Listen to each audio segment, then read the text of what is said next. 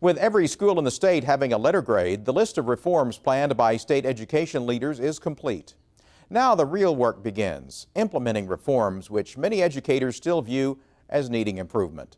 In Hulbert, public schools were already on the road to improvement before the state initiated any changes.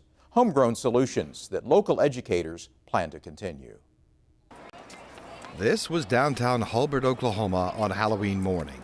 Teachers and parents joined elementary school students in costume to hit up every business on Main Street for candy. What are you doing? It's an annual community event in Hulbert that now has new importance.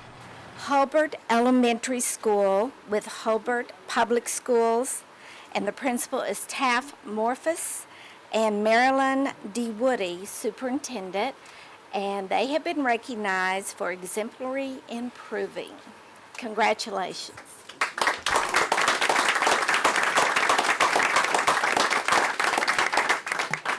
On the same day, Hulbert's elementary school was honored at the State Board of Education for being named a Blue Ribbon School for exemplary improvement. The board approved the first round of grades for public schools. That included Hulbert Elementary. We got a C.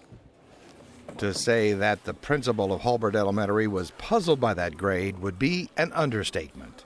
How can we be recognized nationally as a Blue Ribbon School for exemplary improvement and then still be denoted by our state as still lacking?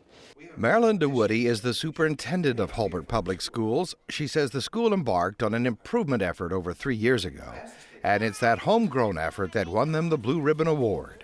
It truly has been individual teachers, families, students working to improve their scores.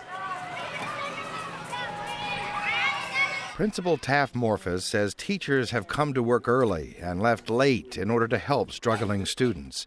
And it's really that extra effort by the teachers and students that explains how Hulbert Public Schools produce such improvement. We try to make every decision based on what is best for our child, what's best for the student, and we try to make our decisions based on that. Is the SDE doing the same thing? I really hope they are. Along with the new A through F grading system comes the Raise the Grade campaign. The State Department of Education has published some pamphlets under that campaign and more. We just recently had a Raise the Grade conference with a nationally recognized presenter, Dr. Bill Daggett. Several of our schools have attended previous professional development, which is titled Model Schools. Gina Scroggins is Executive Director of School Support and School Improvement at the State Department of Education.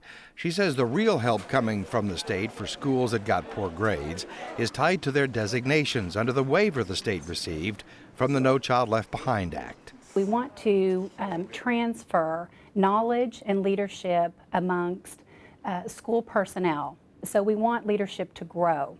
Linda Hampton is president of the Oklahoma Education Association, the teachers union. She says the programs to help schools that got low grades really don't amount to much. There's no plan to really improve children in a way that helps children individually. You can't just look at them as a class of children. You have to look at each one as an individual. And there is nothing there that's really saying, okay, here's this grade and here's how to improve. Carrie White is an assistant state superintendent in the Office of Educational Support.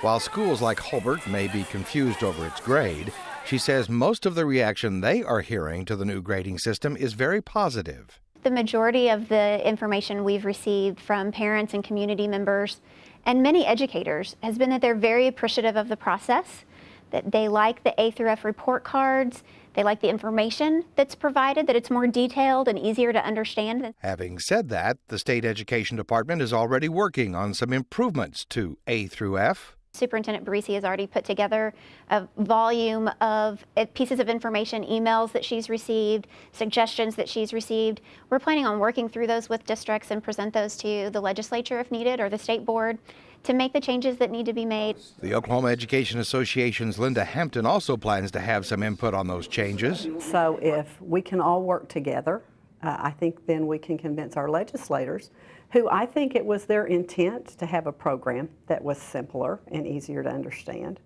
And we're just going to have to work together and get there. And superintendents who were largely at odds with the State Department over the A through F grading plan will have their own suggestions. If it can be done in the rulemaking process, go back to the department. If it cannot, go to the legislature and say, here's the changes we need to make this happen at the department level. Stephen Crawford is Executive Director of the Cooperative Council of Oklahoma School Administration. Changes to that system should be open and discussion should continue to go on. We can't believe that we got it right the first time. We rarely do in this state. Hulbert Superintendent DeWoody says the work will continue in her schools and their first letter grade will help them to improve. I can't change the way the state determined the scores. I have some opinions that they might not be statistically accurate and definitely not scientifically based, but it is what it is. And we will take that as a challenge and say, we won't be a C next year. Blue Ribbon Awards are won by approximately 0.1% of all the schools in the U.S., and as far as Hulbert Elementary is concerned, there is something the state could do that would go a long way toward really helping the students perform even better. State funding would help. There's lots of things that money can do for us. We are 47th in the nation in funding.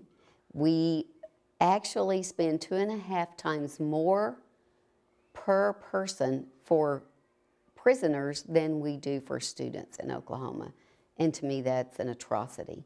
The State Department of Education apparently agrees. The agency is asking the legislature to increase spending on common education in the 2014 fiscal year budget by $289 million.